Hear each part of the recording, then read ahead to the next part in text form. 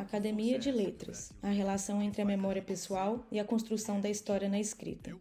O vídeo se inicia com um vídeo institucional do governo brasileiro. Há pequenos vídeos diferentes que acompanham a narração, sendo ele pessoas jogando futebol, mulheres de diferentes etnias juntas, um sorveteiro oferecendo um sorvete, imagens de diferentes festivais culturais brasileiros e suas roupas típicas, imagens do dia a dia de diferentes famílias em ambientes diversos, pessoas exercendo profissões diferentes, como operários trabalhando em fábricas e um padeiro amassando pão. No geral, vídeos que ilustram todo tipo de realidade que vivem os brasileiros. No canto inferior direito do vídeo está a intérprete de Libras, uma mulher de camisa preta que traduz tudo o que é falado.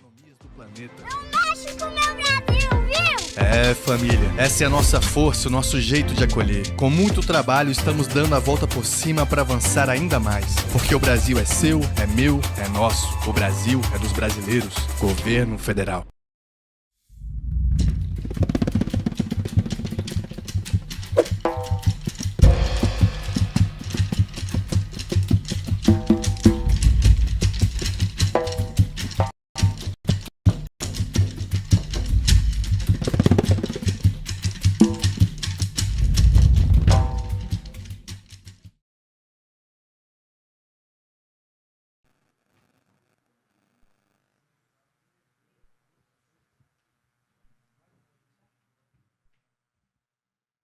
A roda de conversa acontece em uma sala que possui paredes brancas. Possui duas janelas de madeira do lado direito e do lado esquerdo de tom azul escuro. Cadeiras foram dispostas na sala destinadas à plateia. No fundo da sala, encostado na parede, está um grande banner do terceiro Flip Paracatu, com seu tema e design em tons de amarelo, roxo, vermelho, branco e verde. À direita do banner há um quadro branco com as logomarcas dos patrocinadores do evento, e acima há uma televisão que transmite ao vivo a imagem dos intérpretes de Libras, que traduzem simultaneamente tudo o que é falado. De frente ao banner, há 3 poltronas brancas dispostas de frente para as cadeiras da plateia. À sua frente há uma mesinha que carrega garrafas com água. Os palestrantes se assentam nas poltronas viradas para a plateia. Da esquerda para a direita, a primeira pessoa sentada é Raik, um homem branco de cabelos curtos, escuros e barba de mesmo tom. Ele traja camisa marrom e calça branca. Usa óculos retangulares de aro fino e leva no pescoço o crachá dos participantes do evento. A segunda pessoa sentada é Tarzan Leão, um homem negro cujos cabelos não estão à mostra, pois usa na cabeça uma boina branca árabe. Ele traja camiseta de botões de mangas curtas de tom vermelho e calça jeans. Usa óculos redondos de aro preto e leva no pescoço o crachá dos participantes do evento. A terceira e última pessoa sentada é Pilar Meireles, uma mulher parda cujos cabelos são todos envoltos em pequenas trancinhas com cachos nas pontas de tom castanho escuro. Ela traja macacão branco e por baixo usa uma blusa de mangas curtas branca. Leva no pescoço o crachá dos participantes do evento. Mas ao final da roda de conversa, a plateia é convidada a interagir com os palestrantes. Os que falam se levantam e recebem o microfone. Ao longo de toda a apresentação, de tempos em tempos, é possível ver em alguns ângulos da câmera, que variam ao longo do vídeo, a plateia de frente ao palco, e ela está cheia. No canto inferior direito do vídeo em questão estão os intérpretes de Libras, diferentes mulheres e homens que trajam sempre camisa preta. Estes intercalam ao longo do vídeo e traduzem simultaneamente tudo o que é falado. Também, no canto inferior direito do vídeo, lê-se Terceiro Flip Paracatu. Sou um homem branco, estou vestindo uma calça branca, uma camiseta marrom e uso óculos, né? Não sou tão alto nem tão baixo, né? E estamos aqui para falar um pouquinho sobre memórias, sobre a escrita, junto com essas pessoas maravilhosas que têm o prazer de estar na editora Suic, né? E também o prazer de conviver sempre, que é o Tarzan e também a Pilar. Bom, vamos começar. Nós vamos falar sobre memória, e já assim para iniciar, como é que nós utilizamos a memória para escrever. Tem um autor, eu gosto muito, ele foi muito importante para eu descobrir a questão da memória, como é que ela funciona, que é Miroslav Volf. Ele tem um livro que se chama A Invenção da Memória, e ele diz o seguinte, que muitas coisas que nós temos na memória, por exemplo, nem foram vividas por nós, mas são heranças. Isso nós vemos, por exemplo, na composição dos 4 evangelhos. Eu vou sempre estar pontuando com essas questões que fazem parte do meu universo. que muito do que tem nos evangelhos foi fruto também dessa construção da comunidade. Para dar um exemplo para vocês, rápido, sobre a questão da memória e da construção da memória, há uma história comigo, eu imaginava, que eu contava para os meus filhos, contei isso a vida inteira para os meus filhos, eu contava para eles uma história que, quando eu era criança, eu pedi para o meu avô, Chico Barbosa, que tinha ido na feira de Patos, trazer um chapéu de couro para mim. Chapéu de couro estilo de vaqueiro, não daquele de lampião. Mas lá no Nordeste, no Rio Grande do Norte, em Ipueira, sobretudo, tem uma broa que a gente chama chapéu de couro. É de farinha de trigo, adoçada com rapadura, então ela fica escura. E eu contava que eu pedi para o meu avô me trazer um chapéu de couro de Patos. E eu tenho a cena perfeita na minha mente, ele chegando no caminhão de João Amaro, eu indo ao encontro dele, feliz para receber o chapéu de couro de presente, e ele me entrega, então, a broa, a dita broa, e não o chapéu de couro de vaqueiro. E eu chorei muito, e aquilo me frustrou muito, e eu fiquei muito triste. Essa história eu contei a vida inteira para os meus filhos, para Sandino e Jó, eles conhecem essa história, que aconteceu comigo, foi comigo que aconteceu, porque eu tenho a memória auditiva, visual, eu tenho a memória olfativa, porque eu sinto o cheiro daquele chapéu de couro. Em 2019, numa das minhas idas ao Rio Grande do Norte, eu sou de uma família que ainda se reúne toda noite na calçada para contar histórias, para conversar, e aí minha mãe começa a contar essa mesma história. Essa mesma história. A mãe está contando e eu quieto. Mãe contando, com ela. Com ela. Terminou, eu disse, essa história não foi comigo não, mãe. Não, essa história foi comigo. A vida inteira eu conto isso para vocês. E aí eu fiquei assim, olhei para a Ana, pensei, puxa vida, agora o povo de Paracatu se conhece essa história, se descobre, vai me ter como um grande mentiroso, porque eu estava mentindo. Então, estão entendendo o segredo da construção da memória? Uma história que minha mãe contou tanto quando eu era criança, eu era menino, ela contou tanto aquela história que eu me apropriei daquela história, fiz aquela história minha. Aí eu pontuo nos evangelhos, você vai ter casos assim nos evangelhos. O que é importante você mencionar? A história existiu. Aquele fato existiu, é histórico, é comprovado historicamente. E aí você diz, Jesus Cristo está saindo de Jericó e um cego começa a gritar num dos evangelhos, Jesus, Jesus, filho de Davi e tal, e pede que ele o cure e ele cura. Mas há outro evangelho que diz que eram dois cegos. O mesmo episódio, um diz que era um cego de Jericó, o outro, dois cegos de Jericó. Eram dois ou um. Bom, com certeza houve um milagre, houve um cego que foi curado. Mas as pessoas que estavam ali se apropriaram dessa memória. Então, eu penso que nós, escritores de ficção, trabalhamos muito com essas questões de memória, que nos apropriamos e inventamos e tomamos como nosso aquilo que é herança, às vezes, familiar. Pilar, como é que é para você, que é cronista, essa relação de memória com o que você escreve?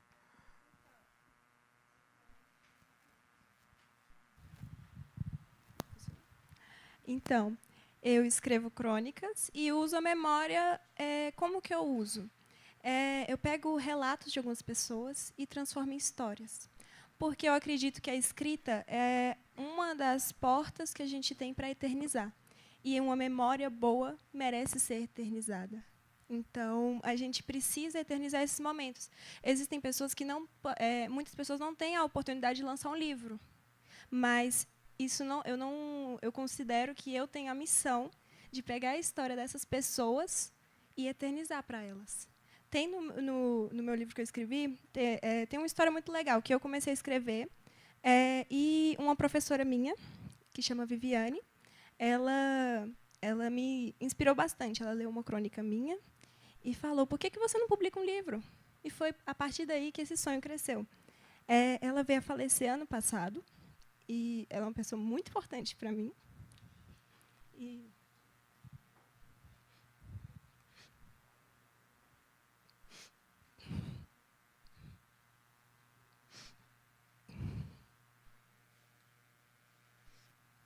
Foi tudo graças a ela.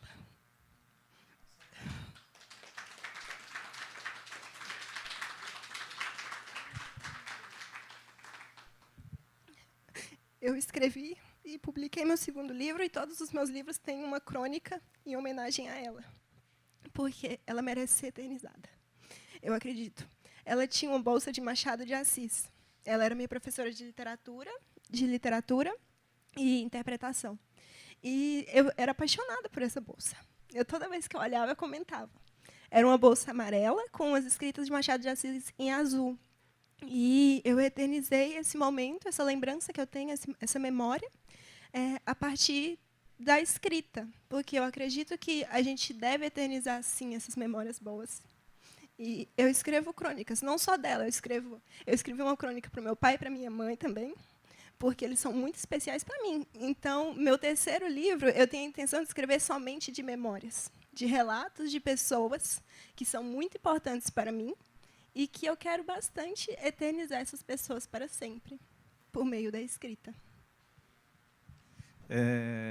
Ouvindo a Pilar com toda essa emoção, isso me faz lembrar, Tarzan, de como que se foi dado o meu nome, né? Muitas pessoas nem sabem pronunciar meu nome às vezes, né? Até minha família ficou muito em dúvida por um tempo. Eu nasci em 1992, era um ano de Copa do Mundo, sabe? E aí a minha mãe e a minha avó estavam na discussão se o meu nome seria Caio ou Raí, né? E a minha avó falou assim, olha, você quer um nome diferente? Né? Todo mundo aqui da rua já colocou o nome dos filhos, de Caio e Raí.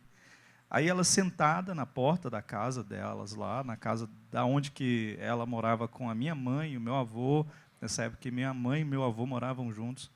E daí minha avó sentou na porta lá da casa, pegou um graveto e começou a escrever R-A-I-K na areia, né? E aí minha avó falou, ele vai chamar Raik, mas ela, a vida inteira me chamaram de Raik, mas a pronúncia é Raik. E daí, se contando sobre essa questão da sua relação com a professora, eu me lembrei da minha avó, que foi a contadora de histórias da minha família para mim. Eu aprendi a admirar a história de Jó, Tarzan, através da minha avó, né? Quando eu fui lançar o meu primeiro livro, a minha avó, ela estava com um câncer de mama, ela já tinha, a gente achou que ela já tinha vencido esse câncer, e ela foi para o hospital e não voltou, né? E uma semana depois do que aconteceu, do enterro dela, né, eu tinha que lançar meu primeiro livro. E eu tinha ido na casa dela para falar com ela, né, antes disso acontecer, e quando eu sentei com ela na sala, que foi a última vez que eu estive com a minha avó, que foi essa contadora de histórias tão especial na minha vida, que construiu grandes memórias e que me fez aprender a acreditar, na verdade, assim, no próprio Deus, no próprio Criador, sabe? E em ser apaixonado com histórias, né? Porque ela me passava as suas histórias, me contava histórias de terror que me dava medo, e ter essa lembrança dela, de lembrar disso, né? De observar e falar, poxa, eu tive pelo menos a oportunidade de falar para ela que eu ia lançar um livro, e ela virou para mim e falou, meu neto vai lançar um livro, que maravilha. E no dia que eu podia lançar esse livro, ela não ia estar ali, sabe? Foi muito pesado, mas foi assim importante. E hoje eu coloco nos meus livros apenas as 4 palavras que ela me deu, sabe? O meu nome. Então, essa é a construção que a gente tem das memórias, que vem através dos nossos entes queridos, que vem através dessas histórias tão próximas a gente. E eu me categorizo assim, né? Um contador de histórias e também um proliferador de memórias, porque agora eu tenho a Aurora, então eu tento criar várias memórias possíveis através da Aurora. A Aurora tem um drive só dela, de memórias, né, que não são postadas em nenhum lugar. Esse drive é só dela, para que um dia ela tenha uma idade, ela pode abrir aquele drive e ver fotos que são só dela, e ela vai decidir o que ela vai fazer. Então, essa é a construção. Antes de contar outras questões de experiência de escrita, eu estava aqui rindo da Pilar, porque Pilar, falando que o próximo livro que ela quer escrever é um livro de memórias, tal. Pilar tem 17 anos. E aí eu lembrei de Gonzaguinha, que um dos primeiros sucessos que Gonzaguinha fez, uma música que foi gravada pelo pai, por Gonzaga, Ele compôs com 15 anos essa música, e na música diz assim: a primavera chegou, lembro dos meus verdes anos e do meu primeiro amor. Então, assim, puxa, o cara com 15 anos, já falando de memória, que lembrava dos verdes anos dele, não estava nem verde ainda, né? Então, como isso é mágico, e aí eu lembrei de Gonzaguinha, viu? Mas deixa eu contar para vocês sobre essa questão da memória, porque tem outra também. Eu tive uma experiência, para mim, como escritor, foi a melhor experiência que eu tive aqui em Paracatu. Eu fiz isso aqui, eu ficava lembrando dos escritores do século XIX, de Dostoiévski e depois de Machado de Assis, que os livros deles eram todos publicados em jornais, antes, depois é que se tornavam livros. Dostoiévski fez assim na parte da obra dele, Machado também. E eu escrevi aqui em Paracatu alguns livros em jornais. Escrevi o meu primeiro livro, que é O Pânico na Rua da Bahia. Depois comecei a escrever outro que foi interrompido, porque houve uma grande confusão de interpretação, que é um livro que chama Proezas de Birozim, um grande trabalho meu, mas, enfim. E depois, mais tarde, eu fiz um livro de contos que está publicado, se chama Contos Proibidos. Não lembro o nome. Paixões Proibidas, o livro. Paixões Proibidas. É porque o conto, os contos, eu coloquei o nome Contos Proibidos. Eram contos muito numa linha de Nelson Rodrigues, porque eu trabalhava aquilo, mas eu trabalhava a partir da teoria do desejo mimético, que é a questão do desejo, essa coisa toda. Bom, e eu escrevi essas histórias que saíam toda sexta-feira em Paracatu. E nenhuma delas eu usei de memória para escrever. Nenhuma delas, nenhum daqueles contos, Ana sabe, porque ela via como eu os construía, eu usei qualquer história como inspiração. Eu pegava um livro, eu comprei um livro de nome de bebês, antigamente vendia uns livros para você. Eu pegava, ia olhando os nomes ali, esse nome, riscava para não repetir, e criava a história a partir desses nomes.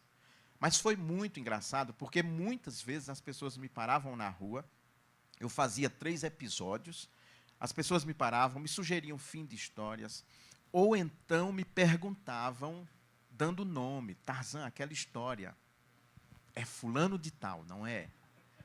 E só história escabrosa, negócio assim perigoso, que não era para... Né? Eu criei. E algumas pessoas faziam isso. Um dia, Paulo Gaúcho, que tinha um comércio lá na Joaquim Murtinho, porque as histórias dos ricos, as pessoas ricas, foi uma época de muito sucesso aqui, a caminhoneta Hilux envelopada. Então, como eu parto sempre da classe pobre, oprimida, esse é meu ponto de vista. Tudo que eu escrevo é a partir dos pobres, é de minha ótica, porque eu não conheço outra. Então, tudo aquilo que eu queria sacanear com alguém, eu colocava a pessoa no alto do córrego, porque naquele período era o bairro, né, do maior BIP da cidade, em Hilux. Claro que tinha que ser numa Hilux, eu tinha que vingar, né, o agro, esse trem todo, esse povo opulento. Né? E aí o Paulo Gaúcho fazia uma pressão enorme em mim para eu revelar a placa dos carros. Tarzan, eu fico aqui. Tarzan, quando sobe uma Hilux ou um carrão, eu penso, é aquele, só pode ser. E eu olho, me fala a placa. Paulo, não existe placa, cara. Eu crio essas... Não é. Me fale as últimas. Se você me falar as 2 letras no fim, os 2 números, já me ajuda. Eu tenho que saber, porque eu desconfio de fulano, desconfio de não sei quem. Uma vez, uma história que eu contei, eu encontro alguém da superintendência de ensino que diz, Tarzan, então contaram essa história para você. Essa história foi fulano, veio de Brasília para cá, eu conheço essa história. Mentira, não conhecia não, porque a história fui eu que inventei, era mentira. Eu estava criando. Mas aí as pessoas também olhavam aquela história. Nesse caso, não era a arte que estava imitando a vida, era a vida que estava imitando a arte. Então, aquelas histórias que eu contava, alguém sempre tinha uma pessoa do seu ciclo de conhecimento ou de amizade que tinha vivido uma história daquele jeito. E eu atualizei muita história bíblica, a de Potifar e José do Egito, por exemplo, eu atualizei para os dias de hoje. Essa Heitor me ligou. Rapaz, você ainda botou o nome do japonês? Porque eu coloquei, era um japonês, dono de uma loja de informática, e que um rapaz vai arrumar o computador da esposa dele, que não está funcionando, está tendo problemas, e ela seduz esse rapaz, e eu conto aquela história de José, e eu dei o nome para o camarada. Heitor, você é doido? Você ainda coloca o mesmo nome, Tarzão, onde é que você está com a cabeça? Heitor, eu nem sabia, porque ele nem morava aqui. Então, é muito legal esse retorno, né, assim, das pessoas com aquilo que você escreve e com o que você cria. Eu tenho um livro, e agora eu encerro mesmo, que se chama Verás que um filho teu não foge à luta, que eu uso na abertura do livro uma frasezinha de Garcia Marques, que ele diz assim, que escrever é brincar de Deus. Porque você cria, puxa, cara, você cria uma história, uma cidade, pessoas que conversam, que se amam, que se odeiam, e elas existem. Isso é fantástico, isso é brincar de Deus, né? Na visão de Garcia Marques. Ele tem um pouco de razão. Essa, assim, é a experiência, né? Eu vou passar para cá, depois para lá. Raik, como é essa sua experiência, assim, visceral, assim, do contato com a escrita mesmo? Há um tempo da minha vida, eu vivia para escrever, né? Eu vivi 6 anos só escrevendo, todos os dias eu tinha meta, e, para falar a verdade, eu nem vivia, eu só escrevia, né? Chegou um tempo que eu dava tendinite no pulso e de tanto escrever, né? E esse livro aqui mesmo, o Pra Hoje Respire, se for para pegar a personagem, se ela é inspirada na Suelen, eu tenho inspiração. E as memórias dessa personagem de infância é da Suelen, da relação até do pai dela com ela, sabe? E que ela me contou e eu não aguentei. Nossa, isso cabe tão bem na minha personagem, né? E daí, dentro desse outro livro, que é o Dentro de um Abraço, que é o meu primeiro livro de contos, né? É um livro que fala sobre relação materna, tem algumas relações ali reais, de situações que aconteceram, de memórias de pessoas que eu conheço e que acabaram me contando, né? E eu falei, poxa, legal. Um exemplo, uma amiga minha tinha hackeado o próprio filho, né, para ver o que ele estava fazendo da vida. Eu falei, nossa, isso aí dá um conto interessante, né? E aí, mas só que eu exagerei no meu conto. O meu personagem estava fazendo, ele estava repassando receitas do pai para os amigos e outras pessoas, né, para usar alguns remédios controlados, fazendo um tráfico de receita, né? E não era o que o filho dessa minha amiga estava fazendo, ele estava fazendo outras coisas, né? Mas a forma que ela lidou, a forma que ela tratou isso, essa personagem lida. E tem um outro conto nesse livro mesmo, que chama Mapuche, que esse conto é as memórias de uma amiga jornalista minha que estava no centro das revoluções do Chile, lá em 2017, 2018, não me lembro, estava tendo em Santiago as pessoas saindo fazendo panelaço na rua, e eu vendo aquilo, e eu falei para ela, me escreve uma carta me dizendo a sua visão, que ela morava bem no centro, e as manifestações passavam na janela dela, e ela me escreveu essa memória, e eu falei, dá um belo de um conto isso. E então entrou nesse livro, né? Já de outra maneira, mas com essas memórias. Então, eu gosto de trabalhar muito isso. Eu tenho um livro que talvez eu nunca lance ele, né? Que ele é um livro que ele é quase autobiográfico sobre a minha própria infância, do que eu vivi em Brasilândia de Minas, sobre perdas e sobre paixões, né? Sobre questões que eu vivi na escola. E isso é o mais interessante, que o escritor ele pode tirar, né, essas memórias pessoais, né, e também memórias de outros, né. Cuidado com o que você conta para um escritor, tá? É muito perigoso. Essa é uma arma muito perigosa, tá? Então, aquela fofoquinha que alguém chega para você e fala, aconteceu isso, você já pensa, isso aqui dá um bom personagem, isso aqui dá uma boa situação. Então, é por aí, mais ou menos. Sobre a minha experiência mais visceral, como você disse. O meu primeiro livro, eu escrevi muitas histórias fictícias. Eu peguei sentimentos meus e transformei em histórias, em crônicas.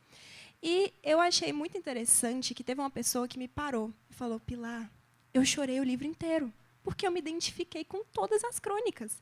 Eu me identifiquei, teve uma, ela me contou que ela perdeu o pai e que ela se sentiu acolhida quando ela leu uma crônica minha. Ela não me passou o nome da crônica, mas ela se sentiu acolhida. E naquele instante eu falei, e se eu escrevesse memórias de pessoas que pudessem inspirar cada vez mais? Porque talvez com a ficção, com histórias muito fictícias, eu perca a natureza humana, o sentimento, que eu não consiga talvez descrever exatamente, mas se uma pessoa me contar a história dela, para mim, eu consigo transmitir isso em palavras. Que o escritor tem esse dom de conseguir transmitir sentimentos em palavras. Então, esse é o papel do escritor. Eu vejo assim, ele transcrever essas palavras, esses sentimentos, da melhor forma possível. E esse segundo livro que eu estou lançando, ele já tem mais memórias de pessoas. Tem uma mulher que eu conheci, que é uma história muito interessante. Tipo assim, eu estava comprando refrigerante e a mulher foi e falou, você está lançando um livro? Eu falei, eu sou escritora, estou lançando, vou lançar o meu segundo. Aí ele falou, que interessante, essas memórias eu aproveitei, porque meu pai me deu essa ideia de escrever com as memórias de pessoas. Eu falei, você quer me contar algumas memórias suas? Aí ela falou, vamos marcar o dia para a gente conversar. E eu estou assim, esperando ansiosa, porque meu terceiro livro, pode ter certeza que vai ter muitas memórias dela. Ela é uma pessoa sensacional. Isso foi numa conversa, eu estava comprando refrigerante, e ela conversou isso comigo. E eu achei sensacional. Eu falei, pode ter certeza que eu vou eternizar as suas memórias, eu vou eternizar as suas histórias, porque as pessoas que, tipo assim, tem uma coisa, você tinha falado de Gonzaguinha, que tipo, ele viveu 15 anos e dos amores que ele viveu. Eu acredito que uma pessoa que vive uma vida plena, não importa a idade, talvez ela viveu muito mais do que pessoas que viveram 100 anos. Com ele com 15 anos, existem pessoas que vivem com 15 anos muito mais do que algumas que viveram com 100, porque ela viveu bem vivido. E eu carrego histórias e eu vivi bem vivido. Eu me considero uma pessoa que viveu bem vivido. 17 eu vivi bem vivido. Mas é muito legal, muito bom. Mas ainda tem mesmo. muito mais. Não, eu sei. É fantástico. Tem muito mais para viver, com certeza. Estou começando, mas começando com o pé direito. Tem uma coisa que eu vou colocar, depois também os dois a gente pode conversar sobre isso. Tem algo que me constrange muito, é quando as pessoas vêm comentar sobre os meus livros. Eu fico muito constrangido. Muito. Eu fico com vergonha, passei um vexame, porque tem o clube de leitura aqui, e aí eu fui exposto assim, à execração pública, porque a Daniela marcou um dia um clube de leitura do meu livro, né? Eu digo execração pública, porque aquilo... Vocês sabem qual é a sensação que eu tenho quando alguém chega para mim e diz assim, eu li tal coisa? A sensação que eu tenho é que eu estou sozinho no meu quarto, nu, e que a pessoa diz assim, ainda que fosse Ana, enquanto você estava pelado no quarto se trocando, eu estava ali olhando pelo buraco da fechadura. Essa é a sensação que eu tenho. Por quê? Ainda que quando eu escrevo ficção, ou mesmo quando eu escrevo não ficção, porque eu tenho poesia, romance, contos, e agora os meus trabalhos recentes são na área de não ficção, na área de teologia, como esse último. Então, constrange muito, porque escrever é despir-se. Escrever é você se mostrar. O Silvano não quis revelar, mas todo mundo sabe que ele é o personagem daquele episódio lá na Casa da Luz Vermelha, né, dona Benedita? Lembra que? É claro que aquilo é Silvano, ele não ia dizer, Gina estava aqui, todo mundo, não é? Ele está dizendo, quem não está ouvindo, ele está aqui protestando, que ele não falou para ninguém, que sou eu que estou dizendo. Mas eu citei Silvano e dona Benedita porque ambos escrevem também muito a partir desse universo que nós estamos tratando aqui, que é memórias. Eu sempre pego assim, eu pego algum acontecimento como ponto de partida para criar uma história. Aí todo o resto é criação. Mas a inspiração, quase todos os livros, romance, principalmente, eu pego um fato. No caso, verás que um filho teu não foge à luta, foi um fato que aconteceu comigo em 82, eu aí com 16 anos, eu sofri uma ameaça de morte na minha cidade por causa de política, vem de longe. Por causa de política, eu discursava, fazia tudo, descobri uma fraude eleitoral, denunciei essa fraude, tive que sair de madrugada de casa, escondido na carroceria de uma caminhoneta, só um amigo meu sabia disso, Iaga, que foi comigo, foram me levar, me esconder lá na Paraíba, no Agreste Paraibano, na casa de uns parentes, dia 17 de novembro, 4 horas da manhã, mais ou menos, de 1982, e aí a partir daqui eu vou criar uma história. E aí criei uma história e tudo mais do personagem, aí é ficção, porque esse personagem vem para o sul do país, ele acompanha todas as grandes greves do ABC Paulista, já um jornalista, ele acompanha todas as grandes greves do ABC Paulista, em 78, 79.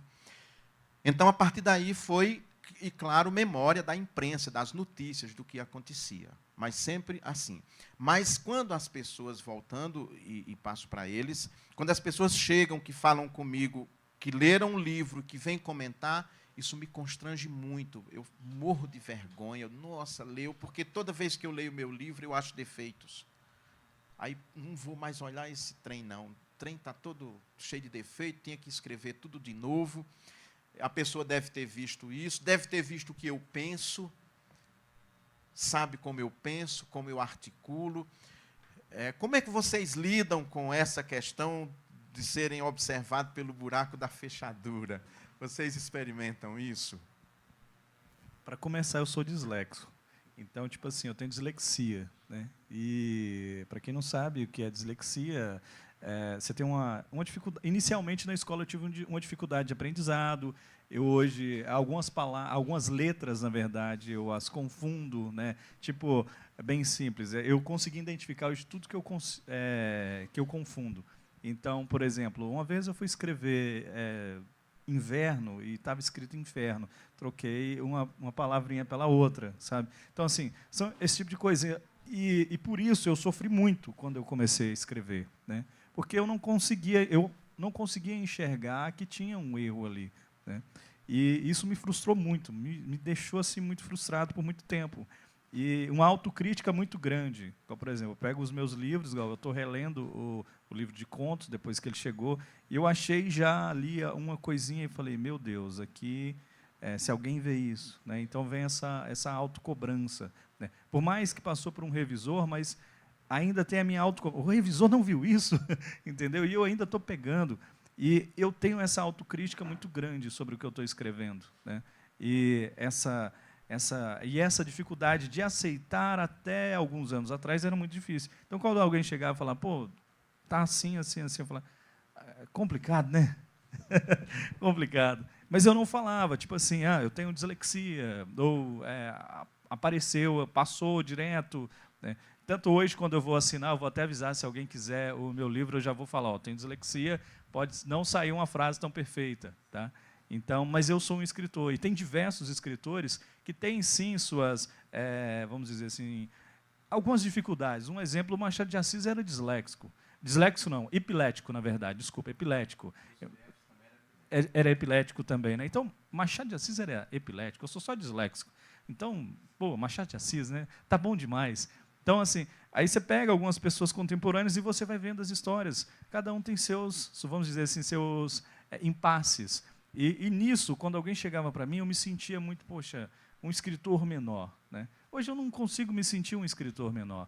Eu sei que eu sou um bom escritor, porque no final as pessoas... Eu fui até o final, eu consegui ir até o final da sua história, me prendeu, me emocionou. Quando um amigo meu, que nunca assim, leu um livro por completo, me ligou e falou, meu amigo, eu li o Pra Hoje Respire, o seu romance. Eu comprei só por causa da dúvida, né? Para saber se era bom nesse negócio. E, rapaz, eu li em 2 dias. Eu falei, meu Deus. E foi o primeiro livro na minha vida que eu li por inteiro. Eu falei, sério? É muito bom. Como é que você consegue? Eu falei, estrutura, né? O romance, a história, ela precisa de estrutura. Eu lido com pessoas. Os meus personagens, para mim, eles são pessoas. Eles são criados, eu vejo eles, eu enxergo eles, eu tenho uma paixão por eles. Eu gosto que eles se sintam ali livres, né? E que eles possam falar o que eles pensam.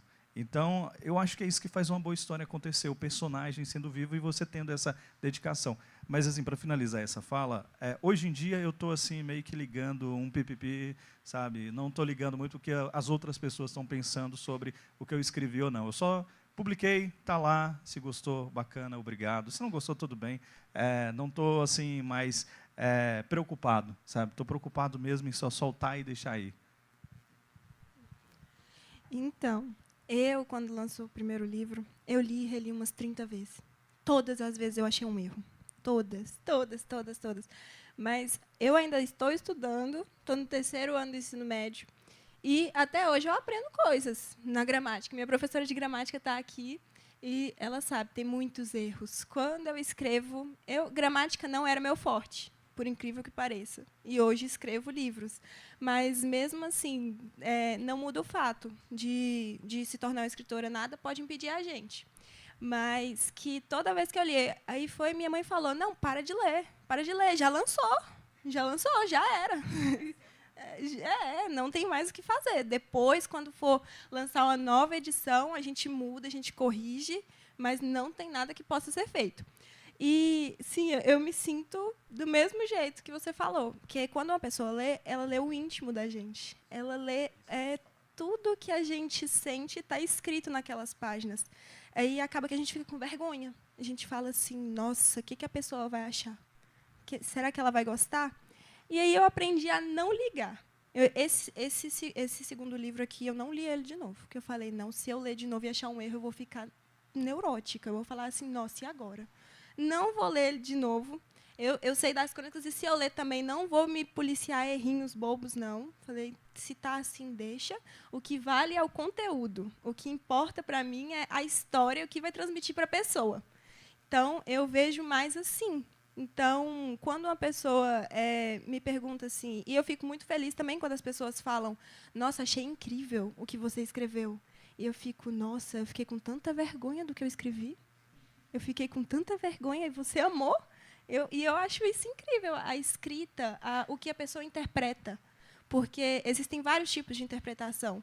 Eu escrevi de uma forma e a pessoa pode interpretar de outra. E ela pode se sentir representada da outra forma que ela entendeu. Porque a escrita é isso. Não existe uma forma fixa de entendimento. Então, qualquer coisa pode ser interpretada. Um poema, uma poesia é uma linguagem mais subjetiva. É algo que fica para o leitor interpretar da forma que ele quer. Então, eu vejo a escrita assim. E eu tinha vergonha antes, agora não tenho mais, porque eu me prendo mais ao conteúdo. Eu coloco assim, deixa a pessoa interpretar e se refletir do jeito que ela quiser. Ela que vai refletir agora a forma que ela quiser, e se ela gostar, bem. Muito bem. Ô, gente, nem é previsto aqui pergunta, não, mas se alguém quiser fazer uma pergunta, eu refaço aqui para que as pessoas que estão assistindo no YouTube saibam. Só uma sobre isso. Eu penso, quando eu falei que eu escrevo sempre a partir... Eu nem diria que era a partir do lugar do pobre, não. É também, porque esse é meu lugar. Mas eu escrevo sempre a partir do lugar da vítima. Desde criança, eu me identifiquei com a vítima. O soldado está batendo num sujeito, é com o sujeito que está apanhando que eu me identifico. Sempre. O soldado está correndo com a arma atrás, está uma desvairada de uma deputada correndo em pleno sábado de tarde atrás de um sujeito com uma arma na mão, pois eu me identifico com aquele cara que está correndo, sendo vítima da sanha daquela louca. Então, eu sempre tomei o lugar da vítima. Escrevo sempre a partir da vítima. E dentro do lugar da vítima, eu sou feio pra caramba. Eu tinha que me vingar da questão da feiura.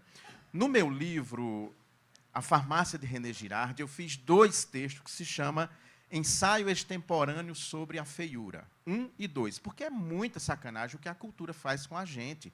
Pô, não tem nada a ver se uma coisa que uma criança fez é errada para a mãe dizer que aquilo é feio. Feio é a senhora que está imputando essa palavra. Aí depois o menino não faz isso é feio. Aurora, não faz isso, que isso é feio. Aí está a Raik conversando com a Suelen, aí, e a Aurora lá. Agora mesmo foi corrigida. Isso é feio, não faz não. Aí Suelen diz assim, o Tarzan é feio, né, Raik? Pra caramba. Olha a relação que a Aurora criou. Aquilo que ela fez é feio, condenável. Tarzan também é feio. Isso cria toda uma relação no imaginário, tanto que o cinema vai colocar Satanás, por exemplo, sempre como muito feio. Não, Satanás não é feio, não. Satanás é, se for homem, se você pensar, é um cara bonitão, sabe, olho bonito, aquele cara porte atlético, belíssimo. Se for uma diaba, é belíssima, porque só assim vai conseguir seduzir e chegar até aos seus objetivos. Bom, mas eu passei esse meu livro há muitos anos para um pastor, um homem santo, faleceu. E eu passei esse livro com muita vergonha, mas passei para ele.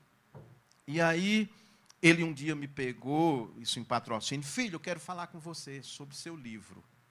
Eu digo, me lascou, porque é um livro antes que eu fosse pastor, né, essa coisa toda. Eu digo, estou lascado, né, eu tenho que explicar que foi numa época que eu estava, né.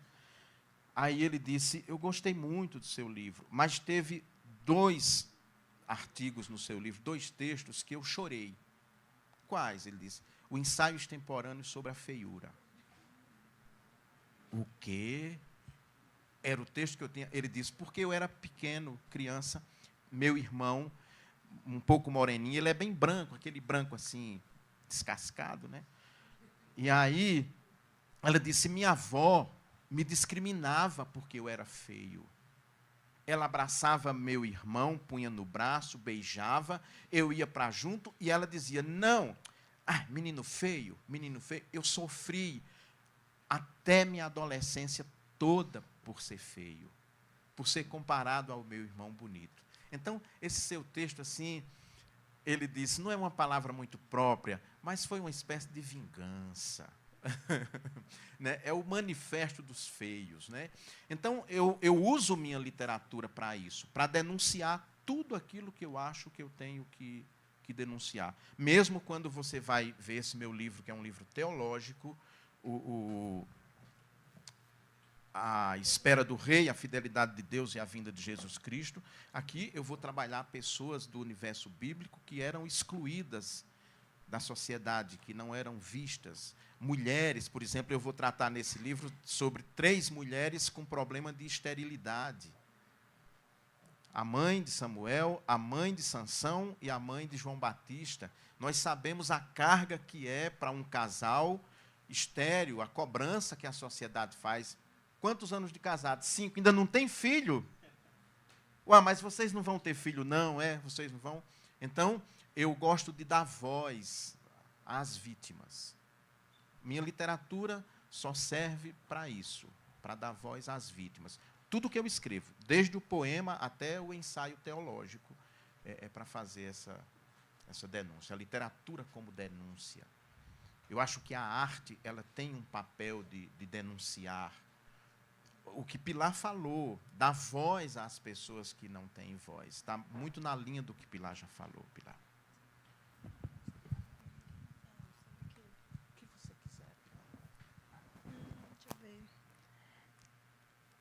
Deixa eu lhe provocar, é porque eu passei para Pilar e não dei uma. Eu não chutei, não foi? Eu parei a bola no pé e. Pilar, eu queria que você falasse então aqui para a gente, e você. Eu achei muito bom, gente, isso aqui, essa mesa, olha, porque é o seguinte, eu tenho 60, eu vou arredondar, tá? Eu tenho 60, eu vou colocar que Raik tem 30, vou colocar que Pilar tem 15. 60, 30, 15. São 3 gerações. Eu podia ser pai do Raik quase podia ser pai de Pilar. Então, eu acho muito legal. Diga aí, tem uma pergunta para você. Eu queria perguntar para os 3, na verdade. Qual obra inspirou vocês, que vocês queriam ter escrito? Vocês leram e falaram, essa aqui eu queria ter escrito, essa aqui me representa. Tem alguma? Tá, como é seu nome? Nélio. O Nélio quer saber que obra nós 3 aqui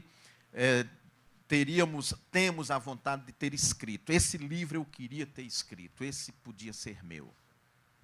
Eu vou começar, então, com você, Pilar. Pergunta difícil. Não tem como começar com Raik, não, até eu pensar. Algum tempo atrás, eu diria que um livro que me marcou na adolescência, que me fez escrever, que seria o Manual do Guerreiro da Luz, do Paulo Coelho. Mas hoje, na minha vida adulta, eu diria que eu queria escrever o livro da Han Kang, que é a Vegetariana. Não sei se já leram. Então, eu amo aquela mulher, né? Sim, desculpa, tá, Suelen, só no sentido de amar, né? Platônico, paixão, essa coisa toda. Quando eu li a Vegetariana, eu falei, caramba, eu quero escrever esse tipo de coisa, sabe? Eu quero escrever isso. Então, é um livro impactante para mim hoje, né? E até brinquei, a Suelen gosta muito da cultura coreana, né? Falei, a gente vai se mudar para a Coreia, a gente vai morar lá uns 2 anos, eu vou ser amigo da Han Kang, tá? E a gente vai tomar chá junto e tudo mais, tá? Ela vai lá em casa, tá? E por aí, tá pronto, a história é essa. Então, eu queria ter escrito hoje, na minha vida adulta, a Vegetariana, e na minha adolescência eu queria ter escrito o Manual do Guerreiro da Luz, porque foi o livro que me fez falar assim, o que é ser um guerreiro da luz? O que é isso? Né? E quando eu entendi o que era ser um guerreiro da luz, falei, eu quero ser um escritor. Né? Eu quero ser um escritor, então parte daí. Eu já pensei no meu livro.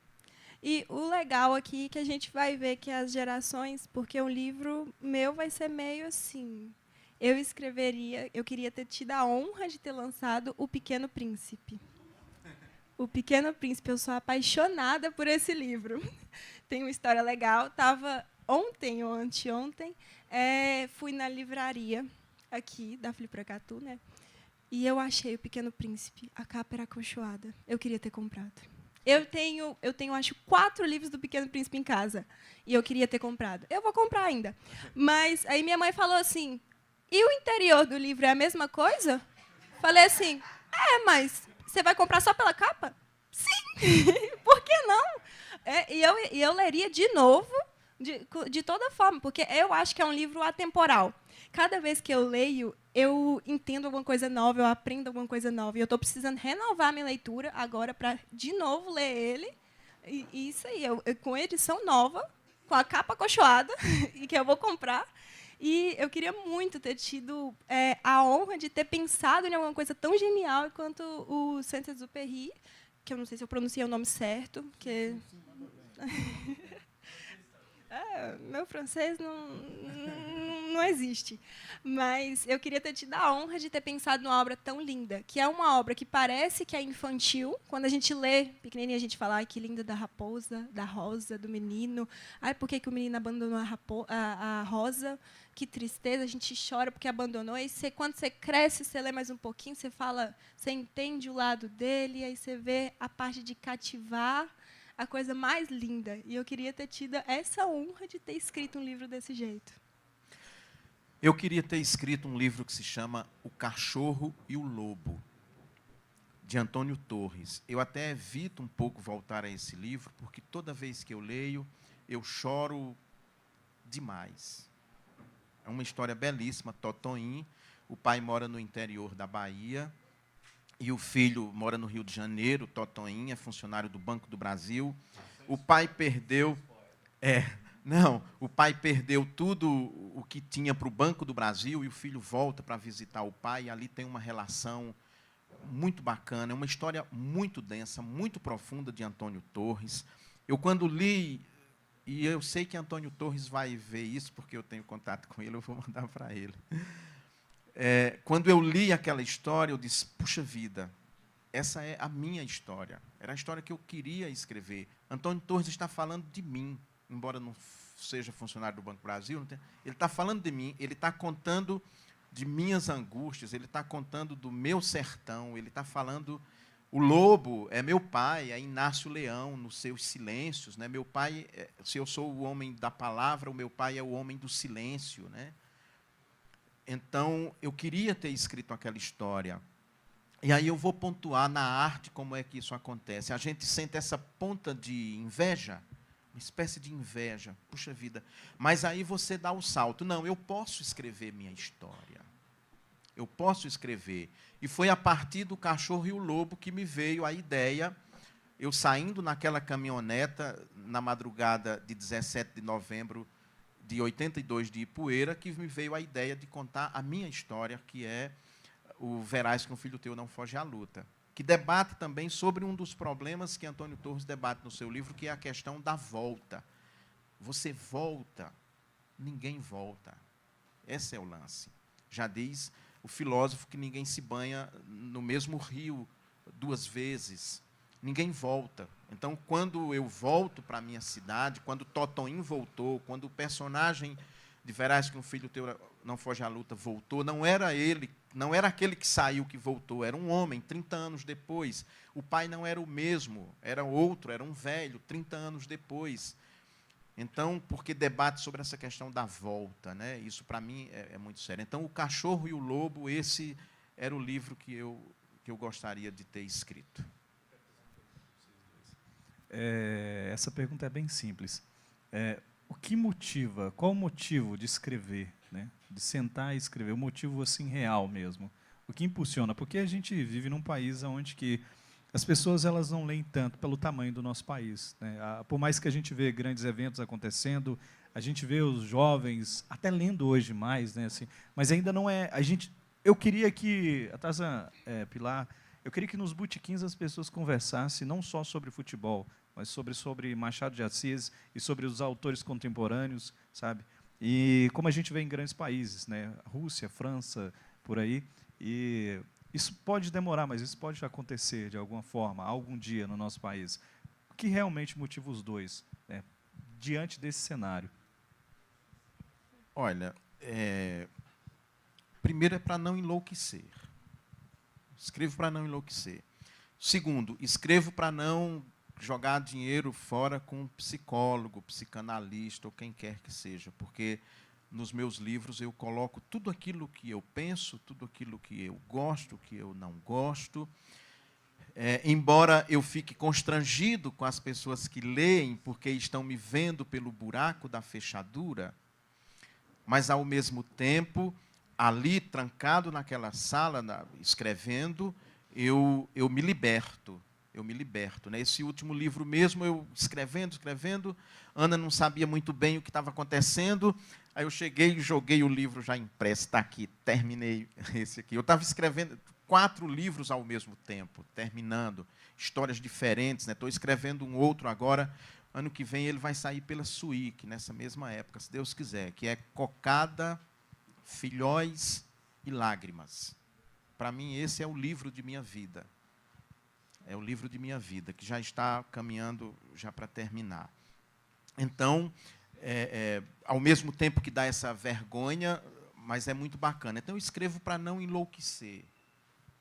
Senão a gente enlouquece nesse país tão como está sendo o nosso, né? Essa distopia enorme. É por isso que eu escrevo.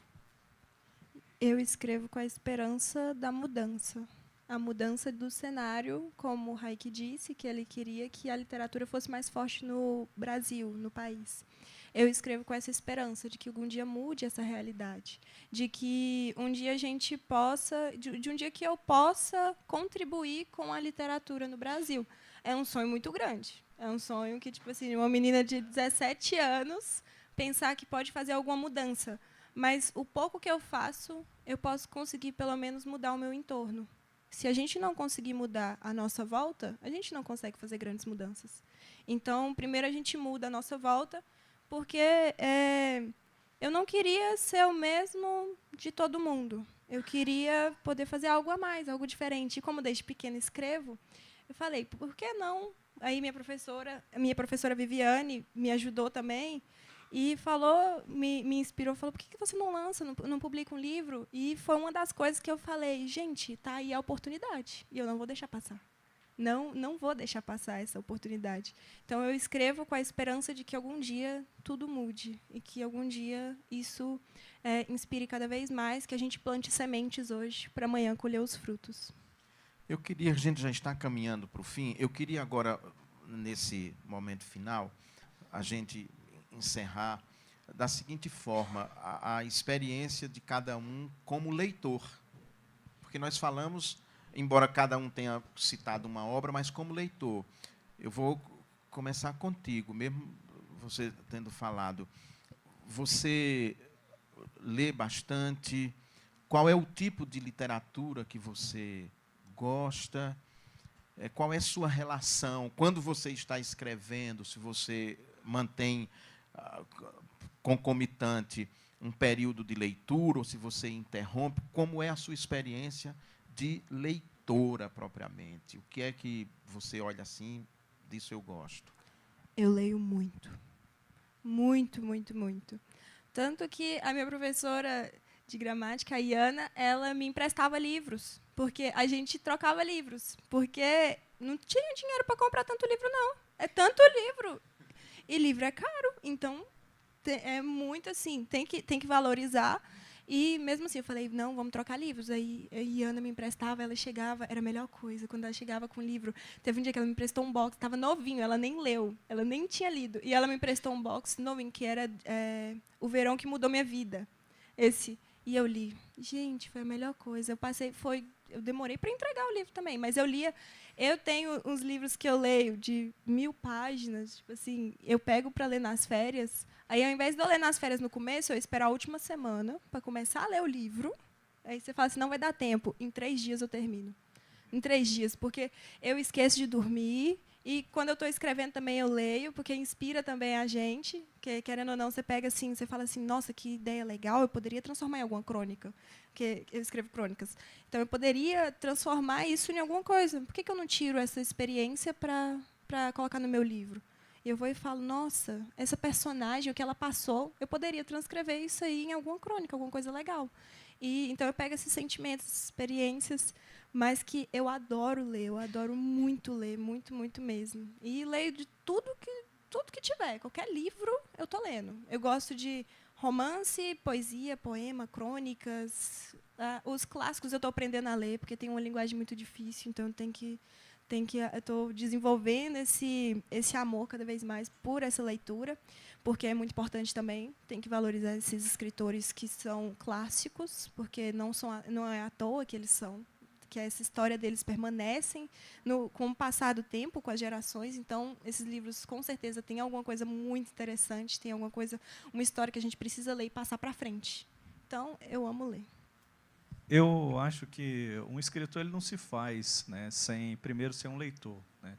Primeiro você é um leitor, depois você é um escritor, né? É a partir daí.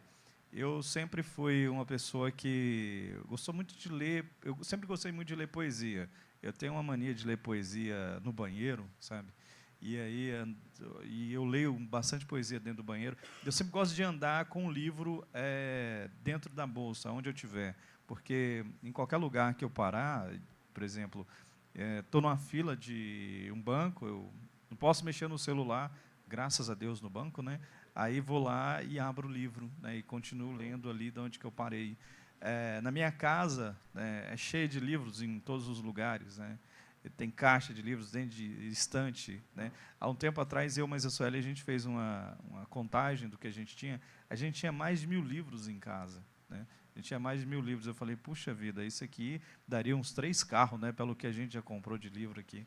Fora os que a gente já doou, já entregou, né, para outras pessoas, porque eu tenho mania de... E ela fica muito brava comigo, às vezes, que ela é muito apegada aos livros. Aí eu vejo... Às vezes eu estou até pela metade do livro, aí eu estou conversando com o Tarzan. Tarzan, fica com esse livro aqui, você vai adorar esse livro. Tá? Eu nem terminei o livro ainda, mas porque eu estou gostando, eu quero compartilhar. Então, se faz primeiro o leitor, né? Depois o escritor, né? E aí nasce o escritor. Então, se você pensa em escrever, a primeira coisa é ser um leitor voraz que lê de tudo, um leitor aberto, um leitor sem preconceitos, né? E, principalmente, ao mesmo tempo que você lê o contemporâneo, você também abraça o escritor clássico, e principalmente da nossa língua. Olha, uma coisa, eu vou ser bem sincero para vocês. Vou usar uma palavra. O único preconceito que eu tenho nessa vida hoje é de escritores brasileiros que, principalmente, estão em começo de carreira e não se preocupam em escrever sobre a nossa cultura. A nossa cultura é tão rica. Falar sobre as suas cidadezinhas, falarem sobre os seus locais, sabe? E quando a gente vê, igual na editora mesmo, chegou alguns livros assim para a gente, e eu até estava conversando com a Suelen, que ela é responsável pela editora, ela que responde pela editora. Falei com ela, Suelen,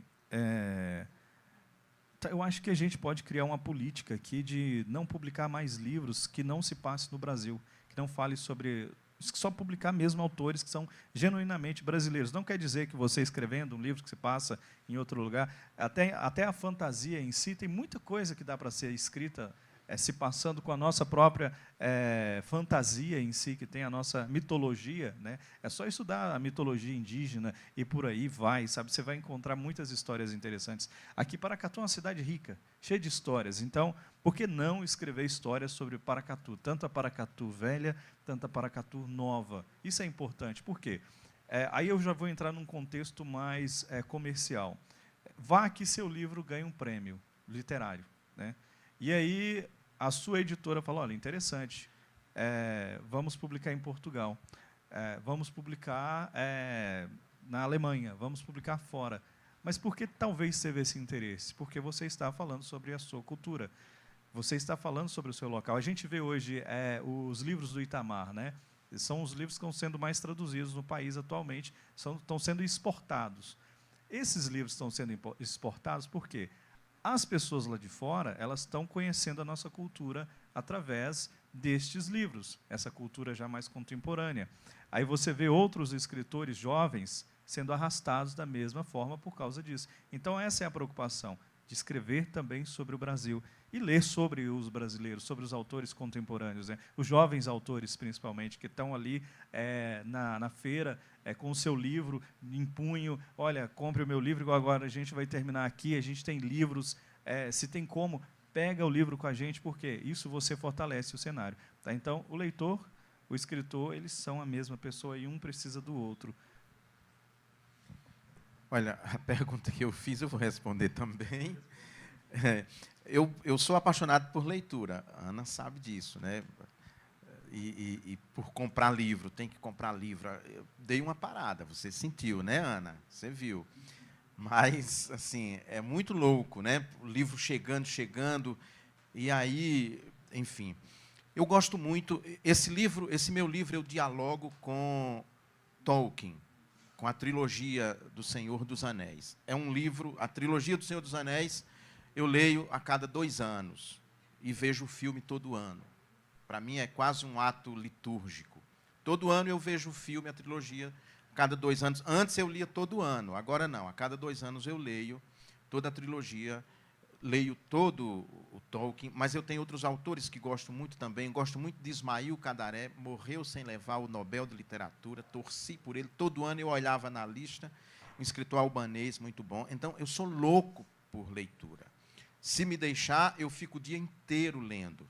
Eu brinco nesse negócio de prisão domiciliar, eu digo que se eu, criminoso não sou, graças a Deus, mas fora eu criminoso, fora eu condenado a uma prisão domiciliar, se me deixasse numa boa biblioteca, 10 anos eu nem lembrava que o mundo existe. Estava muito bom, quem quisesse me ver ia ir lá em casa, mas eu ficaria muito bem 10 anos numa biblioteca sem grande problema. Eu amo ler. E é como o Hayek disse, e foi de tanto ler que foi como uma caixa d'água que foi enchendo, a caixa d'água foi enchendo, e aí ela começou a transbordar na escrita. Aí eu comecei a escrever. Então, eu amo ler, né, como os dois. Diga. Posso falar? Claro. E também tem uma coisa, um desejo muito grande meu, que eu lia muitos livros e eu via na prateleira lá um tanto de escritores. Eu falei assim, um dia, é o meu sonho, um dia meu nome vai estar nessa prateleira. Ótimo. E está. Legal, graças a Deus. Gente, que bom. O bom era que tivesse participação de fato, não só assim no rosto, no sorriso, né? Pode fazer, faça. Bom dia. Eu achei legal, porque eu não conhecia os autores, conheço muito Tarzan, de longa data. Mas você e o Raí, que eu não conhecia, eu dei uma olhada nos livros, achei legal. Você, pela sanha do conto, né? E você na crônica. E eu queria saber como é que você chegou na crônica. Porque a crônica já foi um estilo literário, digamos, muito valorizado no Brasil, né? Nós tivemos cronistas ímpares, né? Fernando Sabino, Paulo Mendes Campos, Otto Lara Rezende, e vai por essa senda aí. E hoje, essa figurinha do cronista é uma figurinha mais difícil de você encontrar, né? Antigamente, a gente comprava jornal para ler uma crônica de Nelson Rodrigues, né? Enfim. E eu queria saber como é que você chegou nesse estilo. Eu comecei na poesia e no poema, e cheguei na crônica porque eu escrevi histórias, só que elas não eram tão longas para ser considerado um romance, mas tinha um contexto legal, porque eu vi que a crônica tem... Eu senti uma paixão muito enorme por escrever crônicas, porque com um textinho tão pequeno, com uma história cotidiana, porque são histórias que acontecem no nosso dia a dia, então eu observo muito a minha volta, eu falo assim, com certeza no próximo livro vai ter uma crônica sobre esse momento, com certeza. Alguma coisa eu vou tirar de hoje. São ensinamentos tipo as fábulas, só que as fábulas usam os animais, só que eu uso o cotidiano. Eu não tenho tanta criatividade para usar os animais assim, para criar um ensinamento assim. Mas eu vi que nas crônicas a história do dia a dia, um fragmento do dia é história. A gente tira o ensinamento. Eu falei assim, e tanto que minha professora ela leu uma crônica minha e falou assim que ela considerou, falou assim, Fernando Sabino e essa crônica combinaria super. Que esse aí foi, ela usou esses termos, que essa foi a crônica que Fernando Sabino não escreveu. E eu fiquei muito feliz. E eu falei, nossa, agora eu vou publicar o livro. Agora eu tenho certeza que eu vou publicar o livro. Nossa! Depois disso aí... Eu li algumas, não li todas, mas eu li algumas sim, partes, mas que eu sou encantada pelas crônicas. Que é uma parte muito legal. Eu me identifiquei bastante com esse gênero, por incrível que pareça, e eu acho que eu não quero largar por muito tempo. Mas pertence. Até pontuando a questão da Pilar, né, ela é publicada pela editora Suic, e aí eu conversei com ela, porque o livro dela foi eu que editei. Daí eu falei com a Pilar, olha, vamos fazer o seguinte, escreve primeiro pelo menos 3 livros de crônicas de forma sequencial para as pessoas te conhecerem como uma cronista. Isso para a gente pensar também um trabalho comercial, né? E depois você parte escrevendo outros gêneros, né? Você fez ali um compilado de crônicas bem legal, uns livros bonitos, né? Então vamos fazer uma trilogia. Então ela vai fazer esse terceiro livro para fechar uma trilogia dentro, né? Que é o que pega dentro das memórias. Eu tenho um outro livro que eu estou produzindo que é mais sobre... como é que é? Não é um suspense, mas é tipo... Sabe um caso de policial, tipo detetive, que tem essas histórias? É um suspense que ele escreve... Que eu amo ler livros de suspense. Eu amo, tipo assim, prender o leitor para você tentar descobrir a pessoa e, no final, não ser a pessoa. Isso eu falo, caramba, a pessoa é um gênio. Como que ele faz... Ele me enganou o livro inteiro para, no final, não ser essa pessoa culpada? Não. Gente, nós temos que encerrar, já estão me avisando. Eu quero, então, agradecer a todos vocês que estão aqui, agradecer a quem está acompanhando pelo YouTube, agradecer aos patrocinadores, a Quinróis, a Caixa Econômica, e a todos os que fazem o Fli Paracatu ser esse momento tão importante, tão significativo da cultura livresca, digamos assim, de Paracatu. Então, muito obrigado a todos. Eu agradeço a vocês dois e deixo claro para vocês também agradecerem. E aqui a gente encerra depois do agradecimento de ambos. Rapidamente, quando a gente pensou essa mesa, eu mandei a mensagem para o Tarzan, né? Eu falei, olha, estou pensando uma mesa entre eu, você e a Pilar. O Tarzan, ele pontuou rapidamente, amei. Né? Vai ser maravilhoso. E realmente foi. Queria agradecer a presença de cada um de vocês, a oportunidade de estar com vocês dois. E é isso. Se quiser falar sobre livros, estamos aqui.